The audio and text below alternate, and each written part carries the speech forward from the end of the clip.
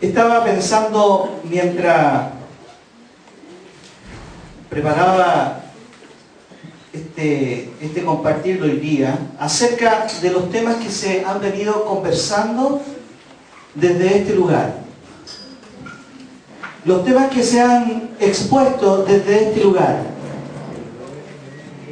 Si usted hace memoria, hablamos y se expuso acá acerca de una flor en el desierto. ¿Se recuerdan de ese tema? Sí. ¿Sí? Una flor en el desierto. Y se nos proyectaba acá donde debían haber muchas flores en el desierto. También se nos compartió acerca de limpios por dentro, limpios por fuera. Se nos compartió desde acá el tema que habla de lo que más quiero en la vida. Y nos direccionaba en relación a que lo que más queremos en la vida es agradar a nuestro Padre. Y yo mientras veía todos estos temas que se nos han estado compartiendo, me saltaba una pregunta.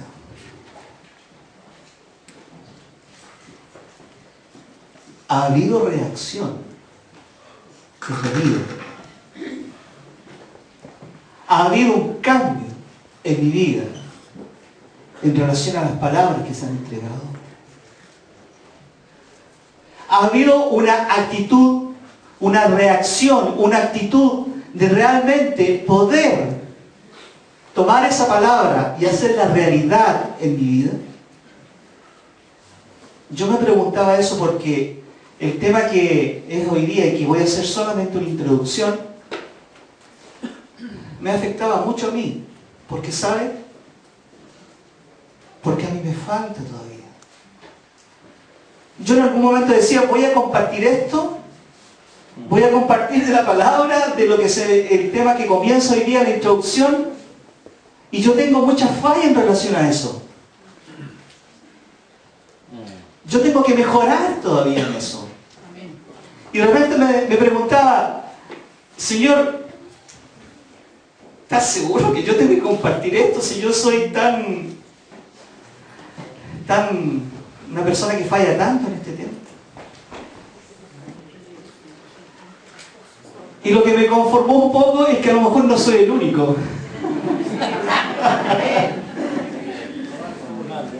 Y como no soy el único, yo creo que más de alguno tiene que comenzar para poder tener y para poder expresar a otros, poder animar a otros, que tú me animes a mí, yo te anime a ti.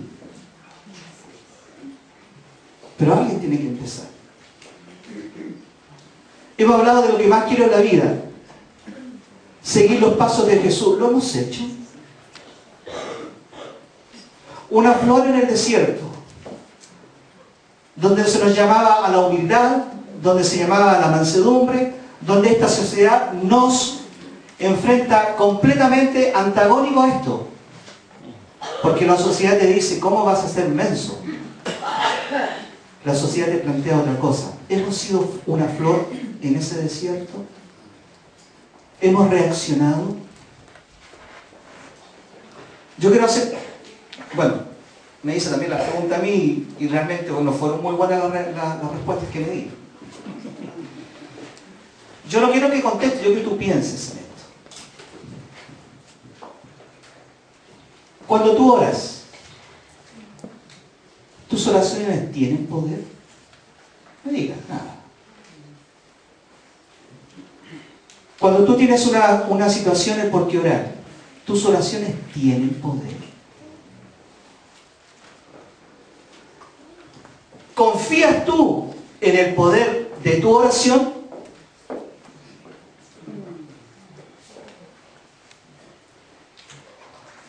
¿Existe algo en tu vida que haces sin orar?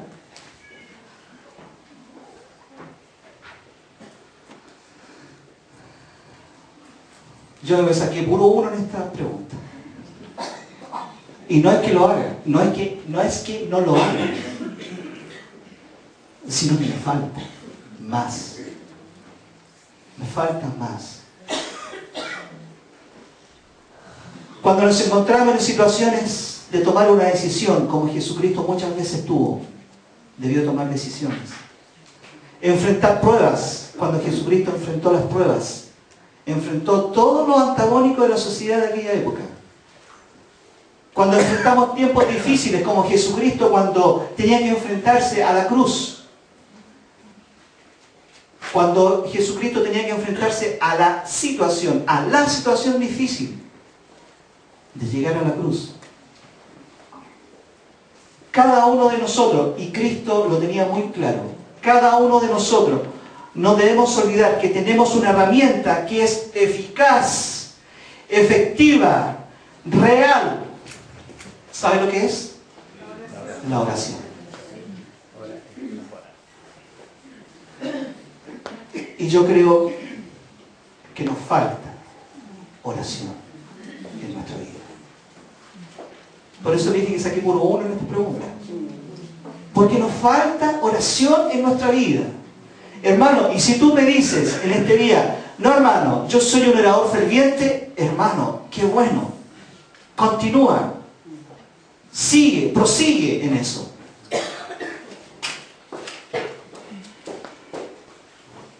Uno de los requisitos para una vida cristiana victoriosa, con claridad de lo que Dios quiere para nuestra vida, no es solamente la palabra de Dios establecida y la palabra de Dios que podemos leer, comprender. No es solamente el tener conocimiento de la palabra, sino también en el tiempo de comunión que yo tengo con Dios en oración. No es suficiente saberse versículos bíblicos de memoria. No es suficiente. Una vida victoriosa en Cristo también va muy relacionado con el tiempo de oración y de comunión que yo paso con mi Padre. En el cuarto secreto, en la cocina, en el baño, en el living, en el comedor, en tu lugar de trabajo, donde sea.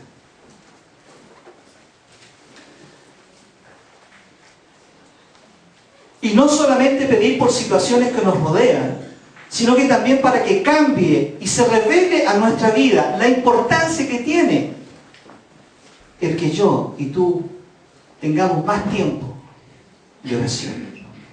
Y cuando digo más tiempo, no estoy diciendo que si tú oras 1 hora, es mucho más que ores 5 minutos. En tiempo, claro que sí. Claro que sí. En tiempo, es mucho más. Pero la calidad de la oración es la que está en juego. La oración es la vía de comunicación entre nosotros y el terreno de lo sobrenatural. Estaba aquí unas personas que lloraban porque estaba sanada. Lo sobrenatural, que muchos no entienden. Les voy a contar un testimonio que mi esposa me dijo que parece que ya lo había contado, pero lo voy a contar de nuevo. Nosotros teníamos contacto con un pastor misionero de Jucum. Muchos deben conocer eso. De Jucum tuvo una misión. Nosotros con mi esposa tuvimos mucha relación con ellos. Y este pastor nos contaba en un testimonio que ellos estaban en Buenos Aires y estaban en una actividad evangelística. Jucum se llama Juventud de una Misión, que ellos van y entregan el mensaje. Conocer a Cristo y hacerlo conocido. Ese es su lema. Y ellos tienen muchas actividades evangelísticas. Bueno, en Buenos Aires estaban en una actividad.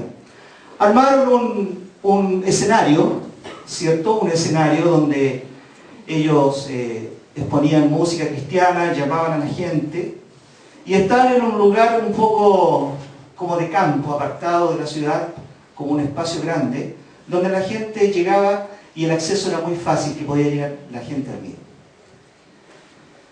Y él cuenta que cuando llegaron a ese lugar comenzaron a cantar y comenzaron a invitar gente, se repartían en los distintos lugares, caminaban y atraían a la gente. Y un par de horas después, en el lugar que estaban ellos, al lado de ellos, detrás del escenario, llegaron un grupo donde practicaban todo tipo de brujería y de tinieblas. Ellos trajeron mesas, trajeron un montón de cosas y colocaron las mesas detrás del escenario a una cierta distancia para no molestar a los que estaban haciendo la actividad evangelística. Y ellos comenzaron a hacer rituales. Él contaba que comenzaron a hacer rituales, traían animales, gallinas, las sacrificaban, traían gatos, rociaban con sangre el lugar, qué sé yo. Una actividad de tinieblas. Una actividad completamente opuesta a lo que se estaba realizando y a lo que ellos estaban realizando. Bueno, este pastor nos contaba que era urgente en ese instante comenzar a hacer, ellos le llaman guerra espiritual, hacer guerra contra esto, y comenzaron a decir ya tú, aproximadamente como 100 personas, y no me pregunten cómo. A estas personas se metieron debajo del escenario, del escenario que ellos tenían. Se metieron debajo y comenzaron a orar. Comenzaron a reprender. Comenzaron a hacer actividad espiritual, sobrenatural, que produce la oración. Empezaron a orar por las personas que habían llegado al lado de ellos, a entorpecer lo que ellos estaban haciendo. Y él me dice, mira Claudio, esto es verdad, y si quieres, pregúntale a quien quiera que fuera esa actividad. Estábamos haciendo nuestra actividad, continuamos haciendo nuestra actividad, y estaban todos los hermanos orando, como más de 100 personas debajo de la tarima, estaban todos orando por esta situación de los que se habían puesto al lado. Y dice que en un momento comienza un viento recio, fuerte, pero lo más milagroso es que el viento pasaba por al lado de la tarima que ellos tenían, y atrás volaban, decían las mesas, volaban las sillas, volaban las gallinas, las personas no se podían sujetar. El viento recio pasó, dice, y destruyó todo lo que había al otro lado. Sillas, mesas, volaban, decía. Ellos tuvieron que irse y se calmó el asunto. Y nosotros continuamos con nuestra, y ese día fue, dice, maravilloso. El poder de la oración. Poder de oración que la iglesia ha dejado de un lado porque no ora. No pasan cosas milagrosas porque la iglesia en general, y no solamente hablo de la comunidad, de la iglesia en general, no ora porque no hay tiempo para orar. Mentira del diablo. Jesús mismo dice en Juan 14, 13 al 14, cualquier cosa que ustedes pidan en mi nombre, yo la haré. Así será glorificado el Padre en el Hijo. Lo que pidan en mi nombre, yo lo haré. Veamos un ejemplo. Elías sacó aquí, leyó la misma escritura que yo tenía. Pero vamos a leer otra anterior. El ejemplo en Hechos 12, 1 al 5, conocido por todos nosotros. En ese tiempo el rey Herodes hizo arrestar a algunos de la iglesia con el fin de maltratarlos. A Jacobo, hermano de Juan, lo mandó a matar a espada. Al ver que esto agradaba a los judíos, procedió a prender también a Pedro. Esto sucedió durante la fiesta de los panes sin levadura, es decir, la Pascua. Después de arrestarlo, lo metió en la cárcel y lo puso bajo la vigilancia de 4 grupos, de 4 soldados cada uno, algo inusual en la guardia romana. Algo inusual. 4 grupos de 4 soldados cada uno. 4 por 4, 16. 4 por 4, 16. 16 soldados para cuidar a Pedro. Por algo. Tenía la intención de hacerlo comparecer en el juicio público después de la Pascua. Pero mientras mantenían a Pedro en la cárcel, la iglesia oraba constantemente y fervientemente a Dios por él.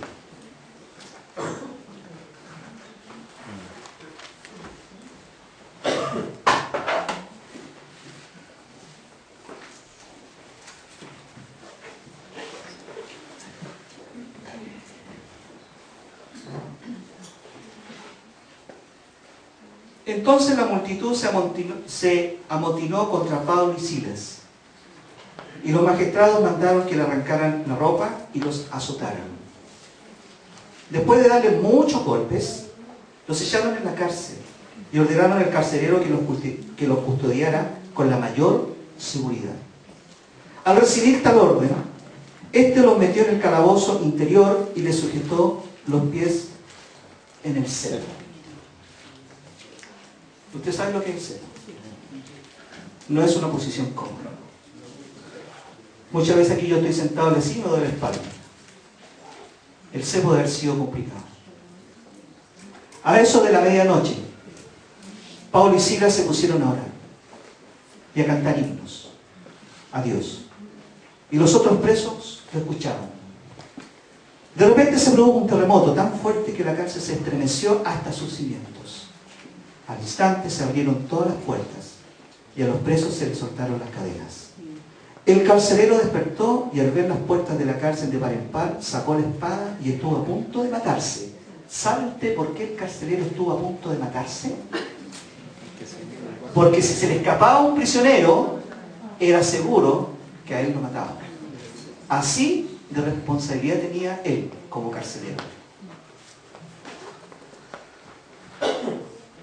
Porque pensaba que los presos se le habían escapado, pero Pablo le gritó: no te hagas ningún daño, todos estamos aquí.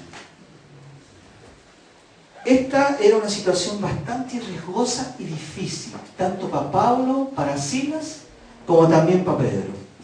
Pedro encarcelado y con peligro de muerte, bien custodiado, las actitudes de sus hermanos, la iglesia estaba rogando y clamando por él en oración a Dios fervientemente.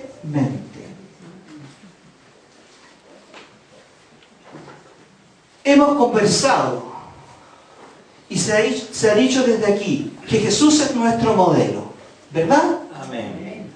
Bien. Y queremos imitarle en todo. Parece algo un poco difícil.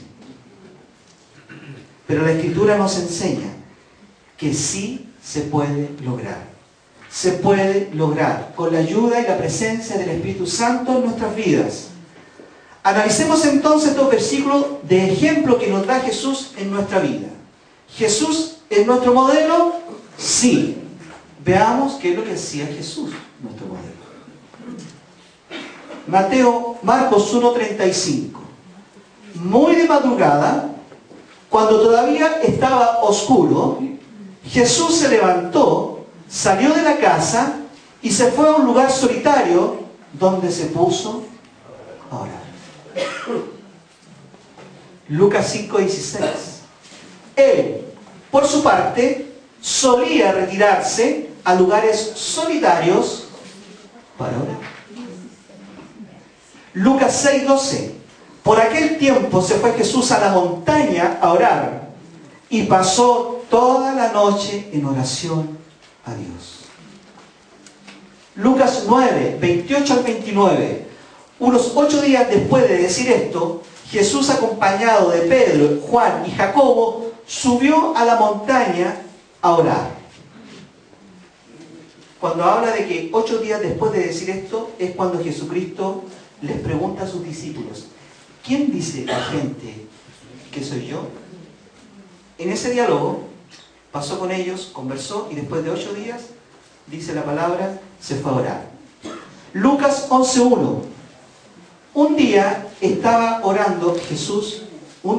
Jesús orando en cierto lugar. Yo me imagino que los discípulos veían esto en Jesús. Lo veían como un ejemplo. Es más fácil aprender un comportamiento y una disciplina que yo veo antes que me la estén enseñando. Es más fácil aprenderlo. El mirar, el ver, enseña más que una lección de papel. Enseña más el ejemplo que yo haga una prueba. Enseña más el ejemplo, lo que hace el modelo que yo debo imitar antes que se me enseñe con un papel y un lápiz. Y nosotros tenemos un ejemplo a quien imitar. Tenemos un ejemplo. Nos conviene y nos hace bien la misma práctica que tenía Jesús. Yo aquí me saqué un rojo con las preguntas, porque yo no lo hago. Yo no me levanto de madrugada cuando está oscuro a orar. Apenas me levanto cuando tengo que ir a trabajar a las 6:30 de la mañana. Pero no me levanto de madrugada. Usted me podría decir, querido hermano, que aquí en Santiago no hay montaña. Buena justificación, fíjese. Buena justificación. Como dice mi querida y amada suegra, no suegra, mi consuegra, estamos dados. Y a veces nosotros como hijos de Dios estamos dados para justificarnos.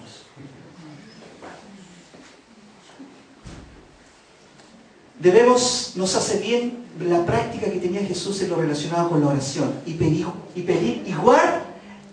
lo mismo en nuestro interior. Debe haber la misma pregunta para Jesús y la misma petición para Jesús.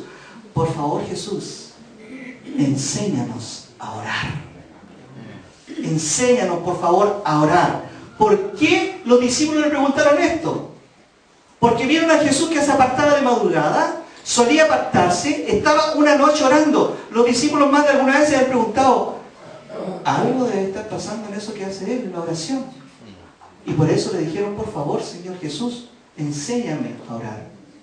Y cada uno de nosotros debía tener esa actitud. Jesús, enséñame a orar. Porque cuando oro tal vez estoy orando mal. Y Jesucristo y la palabra nos enseña.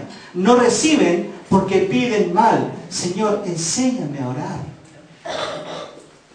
No me pidas que ore por mi esposa para que sea a mi pinta. Ora para que su corazón sea lo que tú quieres. Mi esposa que no ore por mí para que yo sea la pinta de ella, sino que ore para que Dios, mi corazón, esté conforme a lo que Dios quiere. Eso es pedir bien. No pidas al Señor que ojalá pueda sacarte el loto mañana. Eso es pedir mal. Jesús, enséñame a orar. Jesús estaba orando en cierto lugar. Cuando terminó, le dijo a uno de sus discípulos, Señor, le dijo uno de sus discípulos, Señor, enséñanos a orar, así como Juan enseñó a sus discípulos. Él les dijo, cuando oren, digan, Padre nuestro, que estás en el cielo, santificado sea tu nombre. Y les enseñó. Estos versículos describen una característica dominante en la vida de Jesús. Una característica de Cristo que Él tenía muy claro, la importancia que tenía de pasar en comunión con su Padre en oración. ¿Es la misma importancia en tu vida? ¿Es la misma importancia en mi vida? Si decimos que Jesús es nuestro modelo, imitémoslos. Es decir, querido, querida, y lo primero es para mí, levántate de madrugada.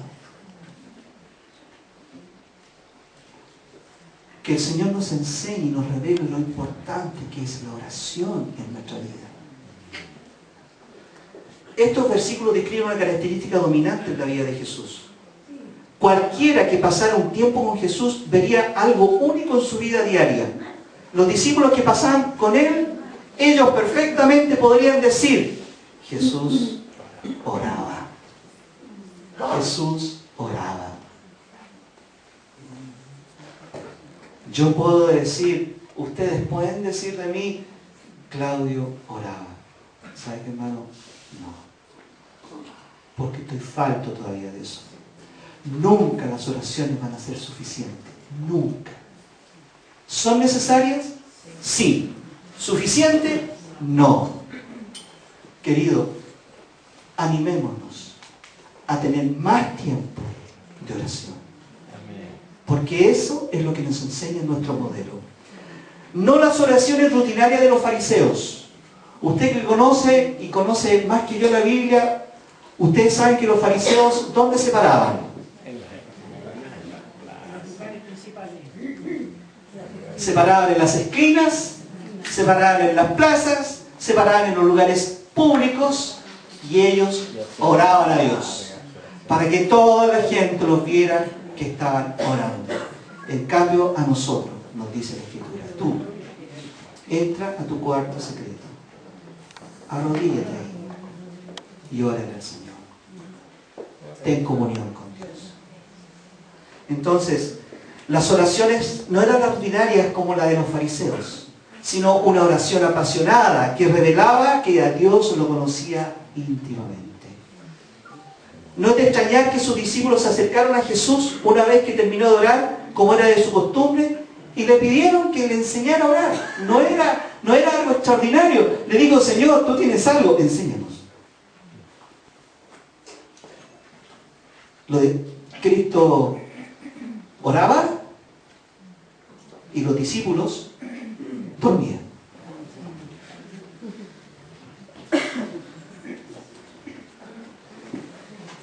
Ellos habían observado la vida privada de oración de Jesús por varios meses y habían empezado a darse cuenta de lo importante y lo prioritario que era la oración. En ocasiones Jesús conversaba con sus discípulos y en otro momento conversaba con su Padre de una forma tan natural, de una forma tan fluida. Así como Jesucristo conversaba con los discípulos, Jesucristo conversaba con su Padre. Y conversaba con su Padre y conversaba con los discípulos. Estaban los discípulos con Él y Él oraba con Él. O sea, eso me da cuenta que en todo momento Jesucristo estaba en comunión con su Padre. Vimos de acuerdo a los anteriores versículos que era importante en la vida de Jesús la oración. ¿Usted puede decir amén? Amén. ¿Era importante? Sí. Pregunta. Usted sabe la pregunta que le voy a hacer. ¿Era importante en la vida de Jesús la oración? Sí. ¿Qué pregunta cabe? ¿Es importante para mi vida la oración? Obvio que sí. ¿Lo haces? ¿Lo hago yo?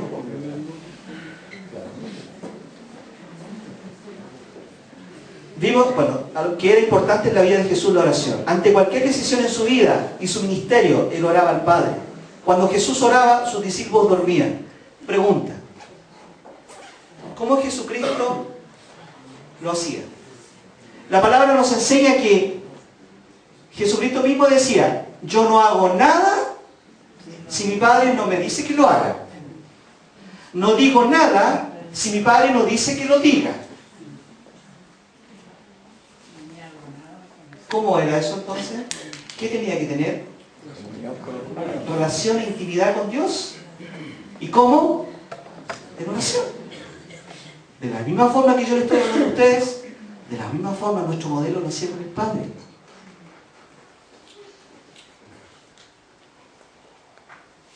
Jesús oraba, sus discípulos dormían. Pero para Jesús era prioritario orar. ¿Acaso Jesús no sentía el mismo cansancio de sus discípulos? ¿Acaso Jesús no sentía el mismo cansancio de los viajes que Él hacía recorriendo las ciudades predicando? O sea, dentro de donde Él predicaba.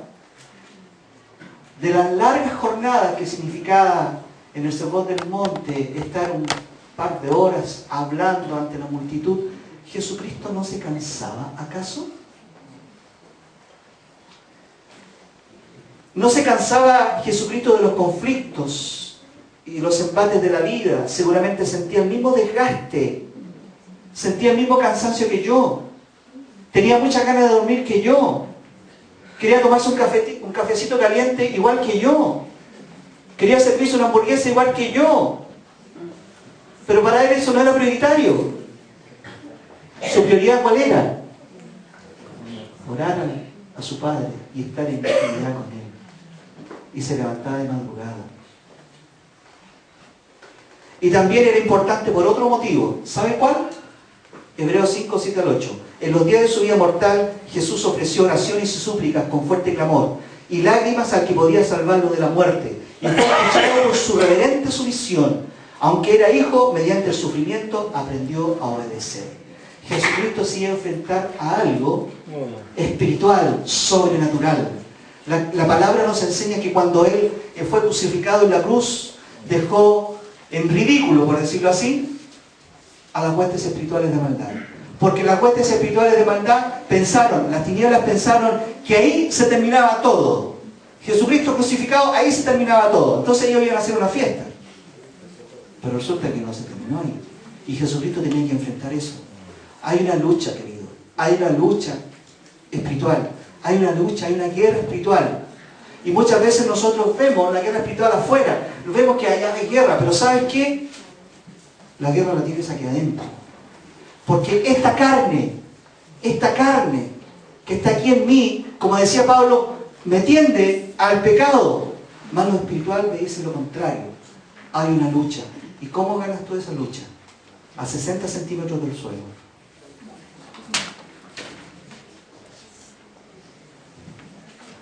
La ganas a 60 centímetros del suelo. ¿Me entiendes? ¿Se entiende? Hay una lucha. Y esta es una herramienta. Es un arma. La palabra nos enseña, no tenemos lucha contra carne ni sangre, sino que contra potestades, usted se la sabe. Y al final, ¿qué dice? Por eso manténganse en oración. Pero querido, yo no oro así. Yo no me levanto, no me levanto madrugada. Estoy cansado, tengo que trabajar. Anoche tuvimos hasta las 2 de la mañana un matrimonio que estuvimos discipulando, me acosté tarde. Sigamos el ejemplo, el modelo de Cristo. Jesús sabía más que ninguno que estaba en una lucha espiritual de continuo. El único que podría haberlo librado de la muerte, la destrucción y la derrota era su Padre. No fueron oraciones en silencio. Dice que con clamor, que llegó hasta sudar gotas de sangre en clamor, para que Él no pasara este trago amargo. Pero Padre, que se haga tu voluntad y no la mía. Nosotros muchas veces necesitamos clamar en oración a Dios por alguna situación. Una situación matrimonial, una situación de padre e hijo, de hijo con el papá, una situación con tu hermano que está al lado tuyo, una situación con el presbiterio, una situación con los pastores, una situación con mi compañero de trabajo, con mi jefe. Lo que necesitamos primero es derrotar eso en oración, clamando fervientemente a Dios, nuestro Padre, en oración, para que no se haga nuestra voluntad, sino que se haga la voluntad de Dios, el Padre. Si te tocó un jefe complicado, ora a Dios y da gracias a Dios por el jefe que tienes, porque esa es voluntad de Dios. Se logra con oración, con clamor ferviente. Casi todas las disciplinas espirituales tienen un alto costo para nosotros los seres humanos. La oración es la que más cuesta. Es la que más cuesta. Yo puedo tener disciplinas espirituales. Yo leo la Biblia todos los días bien. Llego a las 11 de la mañana aquí, aunque el servicio al culto a las 10:30, llego a las 11, bien.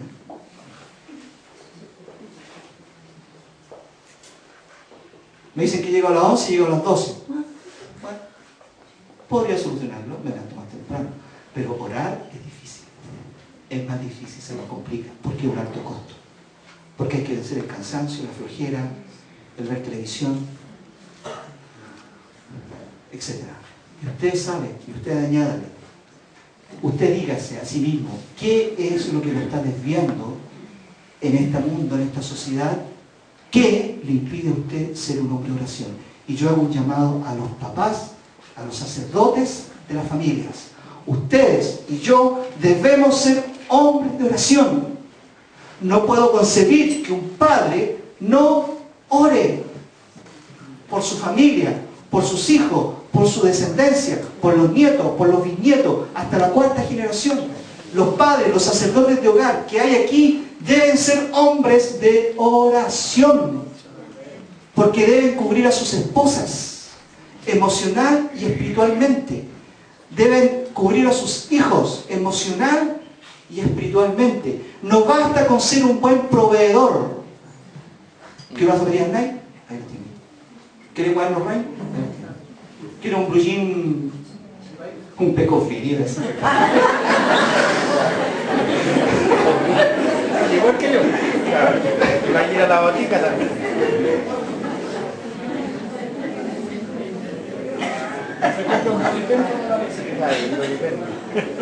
Un dominal.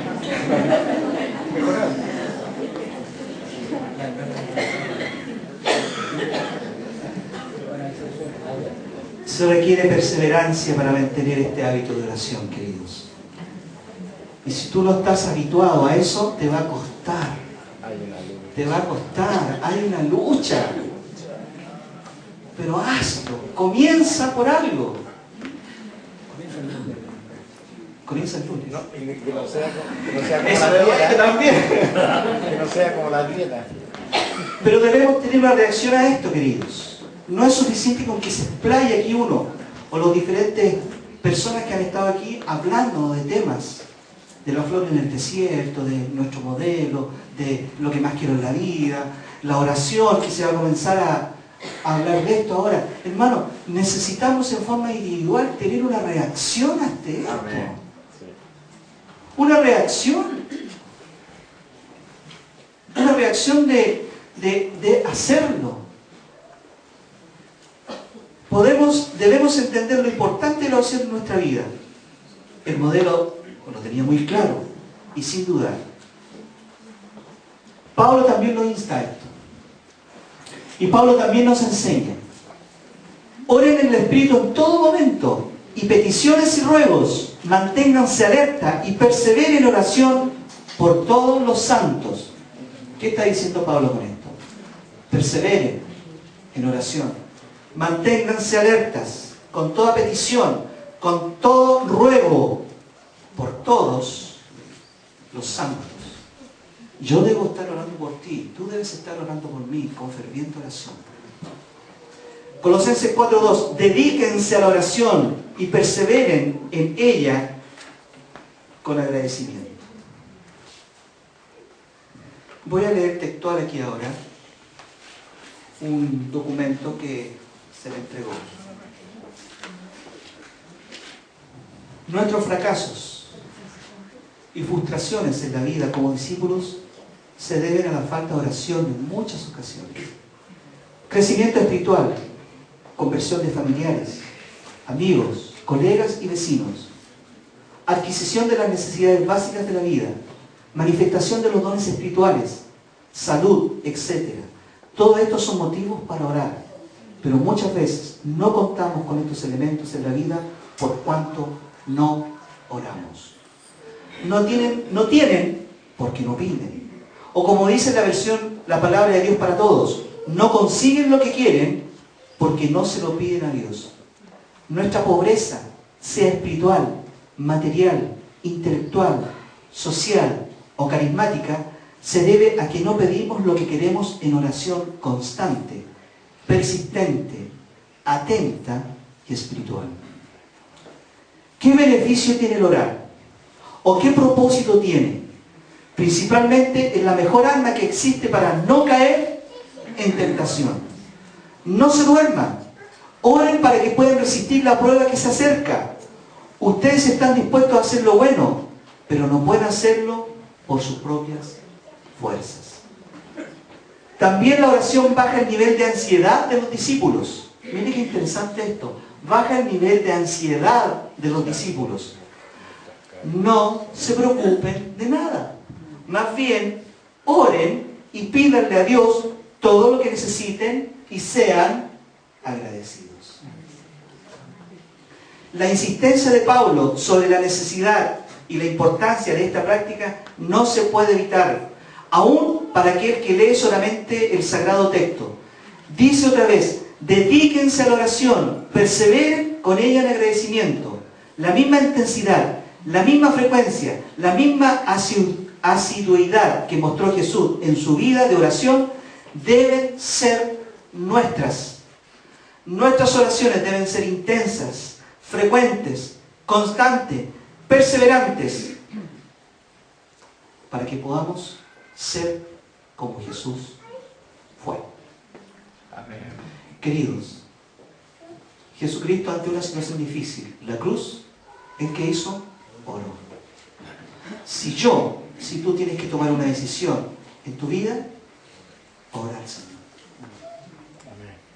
Si tú tienes que tomar una decisión en tu trabajo, ora al Señor. Estábamos orando por Luis, por trabajo. Oremos al Señor por Luis, por trabajo. Amén. Oremos por aquellos que no tienen trabajo, oremos. Oremos por los pastores que el Señor ha puesto al frente nuestro, para que ellos no tengan palabra humana, tengan palabra de Dios revelada para bendecir al pueblo. Oremos por ellos. Oremos por su casa. Oremos por su mesa, que nunca le falte, por sus hijos, por sus nietos. Oremos por nuestros pastores, oremos por nuestras autoridades. Oremos por el que está a mi lado, el que necesita oración. Una oración ferviente, una oración perseverante, una oración como la que hacía nuestro modelo, Jesucristo. Queridos, esta es una introducción a la oración. ¿Me afectó a mí? Sí. Yo cuando estaba haciendo ese Señor, no, yo voy a aplicar esto si estoy fallando, debo mejorar. Pero eso a mí me debe animar a que mi modelo, Dios que es grande en misericordia, y gracias por eso, Dios que es grande en misericordia, Él sabe mi problemática, mi flojera, Él lo sabe, pero yo tengo que tener una reacción contraria a eso. Tengamos el hábito de orar. Tengamos el hábito de dirigirnos en comunión a Dios por medio de la oración a nuestro Padre.